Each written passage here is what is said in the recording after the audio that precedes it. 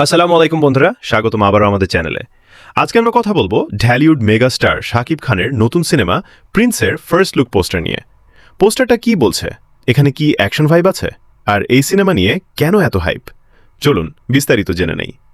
শাকিব খান তো তুফান বরবাদ তাণ্ডবের মতো সিনেমা দিয়ে বাজিমাত করল, তবে 2026 সালে আসন্ন ঈদ উল ফিতরে প্রিন্স কি পারবে ওইসব মুভিরগুলোর রেকর্ড ভাঙতে? ঈদে আরও আসছে রাক্ষস, দম, বনলতা এক্সপ্রেস, হাঙ্গর, পিনিক। তাহলে প্রিন্স কি পারবে এই সব মুভিগুলোকে টেক্কা দিতে? প্রথমেই আসি প্রিন্সের ফার্স্ট লুক পোস্টারের দিকে। শাকিব খান একদম ভিন্ন লুকে হাজির হয়েছেন। তার চোখের এক্সপ্রেশন খুবই সিরিয়াস এবং আত্মবিশ্বাসী। এই লুকটা একদম পাওয়ারফুল ফিল দেয়। ব্যাকগ্রাউন্ডে ডার্ক টোন ব্যবহার করা হয়েছে, যেটা সাধারণত অ্যাকশন বা থ্রিলার ঘরানার সিনেমায় দেখা যায়।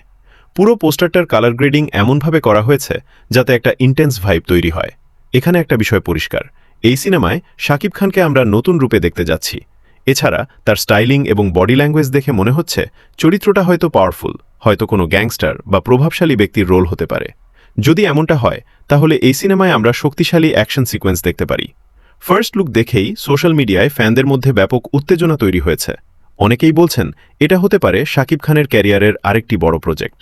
এই সিনেমায় থাকবে অ্যাকশন, ড্রামা এবং সম্ভবত একটি শক্তিশালী গল্প।